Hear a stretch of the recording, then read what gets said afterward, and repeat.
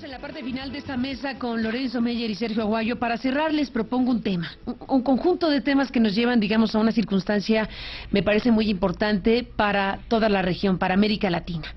Estamos viendo prácticamente de forma simultánea, bueno, desde la llegada del Papa Francisco, que desde luego su biografía ha sido expuesta ampliamente, y una discusión que se da sobre su papel o rol en el tiempo de la dictadura argentina, informaciones que se encuentran y que se contradicen de pronto sobre si fue un hombre que fue condescendiente con la dictadura o fue un hombre que ayudó a la liberación de sacerdotes o de gente relacionada con la persecución de la dictadura, por hablar de un tema que está aquí a flor de piel, el tema de la dictadura argentina, que este fin de semana hizo salir a muchísimas personas a la calle para conmemorar aquel periodo de la dictadura argentina. Tenemos Argentina con Videla sentado en un juicio abierto junto con otros veintitantos miembros de la dictadura, procesando judicialmente el asunto. Vimos el testimonio del hoy Papa, por ejemplo, que se divulgó, en donde tuvo que ir a dar su testimonio sobre el tema de los dos jesuitas que fueron secuestrados por la dictadura, y el rol que él jugó y cómo lo explica el entonces cardenal de Buenos Aires a la justicia argentina que está investigando. Esto sucedió en 2010 y bueno, nos habla de un proceso abierto en Argentina, varios procesos abiertos en Argentina, los últimos desde luego relacionados con Videla hace apenas algunos días. Tenemos a Argentina, tenemos a Guatemala con Efraín Ríos Montt sentado con sus audífonos, escuchando directamente los testimonios de los indígenas que recuerdan aquella matanza, aquel genocidio ocurrido en Guatemala, que le costó la vida, se calcula, a cerca de 300,000 indígenas en todo el periodo que duró aquello que llaman el conflicto interno armado de Guatemala. Tenemos a El Salvador. Este fin de semana el presidente Mauricio Funes, en su programa radial, habló precisamente de Óscar Arnulfo Romero y de cómo este sacerdote fue asesinado también como una consecuencia de la existencia de regímenes totalitarios y dictatoriales en la región en aquellos años. Entonces tenemos varias cosas en las que agrego desde luego la historia de Pablo Neruda, porque también hay noticias sobre Pablo Neruda y la decisión de exhumar su cadáver, sus restos. El próximo 8 de abril es la fecha que ya determinó el juez para exhumar los restos del Premio Nobel de Literatura, para saber si murió de lo que dijeron que murió o fue asesinado, como sospecha su asistente personal de mucho tiempo. Entonces tenemos Chile, que procesará de esta manera un capítulo muy importante del régimen de Pinochet. Tenemos a Argentina, tenemos a Guatemala, tenemos a El Salvador, todo en los mismos días y con una gran fuerza, donde el gran mensaje es: los países en algún punto de sus historias pueden y deben recurrir a las instancias de justicia para saber qué pasó con certeza jurídica y judicial, y para sancionar a los responsables de lo que pasó. No es poca cosa lo que estamos viendo, Lorenzo Meyer, ¿no te parece? No, no es poca cosa, y cada uno de estos eventos que has relatado es una acusación implícita a lo que sigue pasando en México. Nosotros no hemos procesado en lo absoluto nada de esto. Seguimos esperando el momento en que nuestro Ríos Montt sea puesto frente a la justicia. Por lo que veo, no va a llegar porque se nos va a morir antes de que esto suceda. Pero también hay otra cosa, Carmen. Todo esto tiene una raíz común, lo de Neruda, lo de Ríos Montt, lo de la dictadura argentina y lo del obispo salvadoreño. Todos son parte de esa gran lucha anticomunista que la Guerra Fría desató. Ahí hay alguien que está faltando que lo pongan en el juicio, y es Estados Unidos. Es el gobierno norteamericano que de todas las maneras imaginables estaba... ¿Quién? Ahora lo sabemos, cuando Kissinger y Nixon discuten, que ya están hasta acá de Salvador Allende, y que no estaría malo que se que lo eliminaran. ¿Quién empezó el problema de la guerra civil, esta de décadas en Guatemala? Pues el golpe contra Arbenz, que ese también ya quedó más claro que ni el agua, que la CIA lo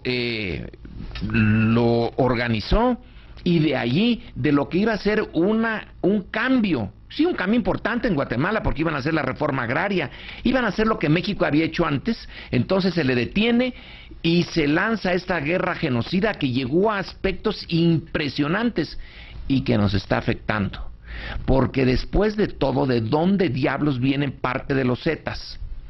Si no es de la fórmula adiestramiento caibil guatemalteca de crear los caibiles y luego dejarlos sin trabajo, y que se nos vienen algunos de ellos a nosotros, que ya el terreno estaba perfectamente abonado para que llegaran aquí con los gafes, que fueron las tropas especiales mexicanas que desertaron y se fueron al otro lado. Pero en fin, todo este montón de problemas que nosotros no hemos procesado, también nosotros somos víctimas de la Guerra Fría. Nuestras autoridades, ¿por qué aceptó Díaz Ordaz la responsabilidad de lo del 68? En otras ocasiones lo dice, son los comunistas, es el intento de destruir al régimen. El anticomunismo le sirvió de pretexto para una represión que estaba en la naturaleza de cualquier régimen autoritario. Entonces aquí, a quien falta todavía de procesar es a la influencia externa que propició todo esto. No son ningunos santos, ni Videla, ni nadie por sí mismos hubieran hecho buena parte de lo que hicieron, pero tuvieron el respaldo, tuvieron la legitimidad que les dio esta doctrina de la seguridad nacional, que decía hay que acabar con la izquierda y con el comunismo porque, bueno, están destruyendo instituciones, países, la civilización occidental, etcétera. Ahí falta un acusado. Sergio Aguayo, ¿qué dices? Pues que me muero de envidia. Cada que sale una noticia diciendo se somete a juicio al tal o cual represor, al ángel de la muerte Astiz en Argentina, o a Ríos Montt, un dictador sanguinario, pienso en el remedio de justicia que hubo aquí en México durante los años de Fox. Hablamos hace unos minutos sobre su responsabilidad en la falta de acción frente a las televisoras. Lo mismo puede decirse de lo que no hizo su gobierno frente a los grandes violadores de derechos humanos del pasado. Y fue, gracias, lo sabemos, está bastante documentado, Alfonso Durazo lo reconoce en su libro, también el Güero Castañeda y Rubén Aguilar en el suyo, de que hubo un acuerdo entre Fox y el PRI para no perseguir a los violadores.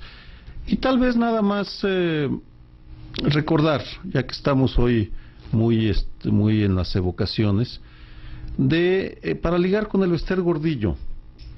Sabemos que muy posiblemente la liberen cuando se sepa si ya tiene 70 años o no, porque ese es parte del debate. Es muy curioso, es típico mexicano, no sabemos cuántos años tiene. Suponiendo que tenga 70 años, es posible que la liberen porque hay una ley que permite a los mayores de esa edad irse a su casa a purgar la pena en el domicilio.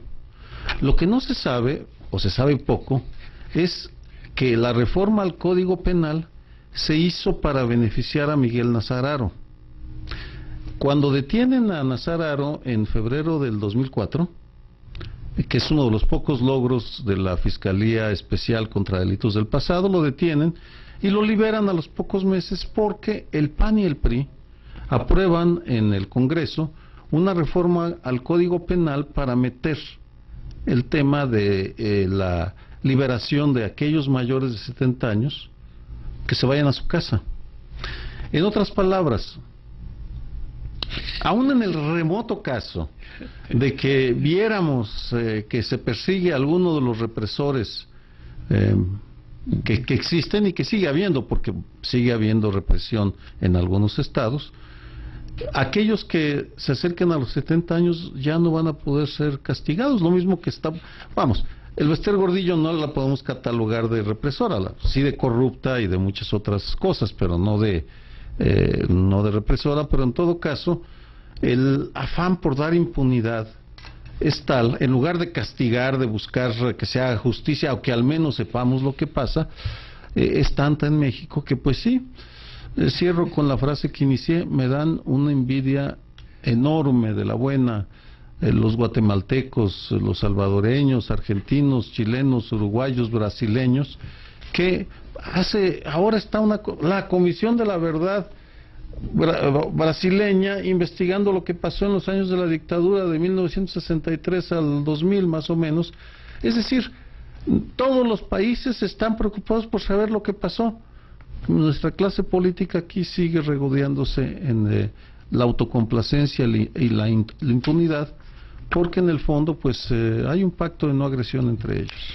Pues ahí están estas historias que por supuesto estaremos siguiendo de cerca en un momento más con Amelia Troisi desde Argentina, que nos narra lo que pasó este fin de semana, estas marchas contra la dictadura argentina. Y bueno, pues nos despedimos. Lorenzo, Sergio, por cierto que del Bester seguramente nos llamarán para decirnos que olvidaste el caso de Misael Núñez Acosta, sí, maestro que fue asesinado y cuya autoría intelectual se le adjudica, claro, según algunos maestros o según la parte opositora al sindicato del Bester, a la propia Bester Gordillo.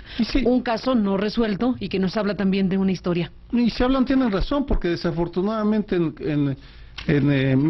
en mesas de este tipo, pues la memoria no alcanza para mencionar, o el tiempo para mencionar pues, todos los casos, porque bueno, son historias. La del Bester inicia como secretaria general del sindicato en el 89, pero ella tiene años antes su propia su trayectoria como secretaria general de la sección del Estado de México, precisamente donde muere Misael.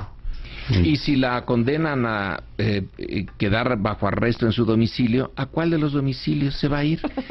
¿Se va a ir al de San Diego o al de acá? ¿A cuál sería? Habrá que preguntarle a Dolia que nos averigüe. No, bueno, Dolia, que está bárbara con lo que nos mandó esta mañana. Gracias, Lorenzo, por estar aquí. Gracias, Sergio. A los dos, gracias.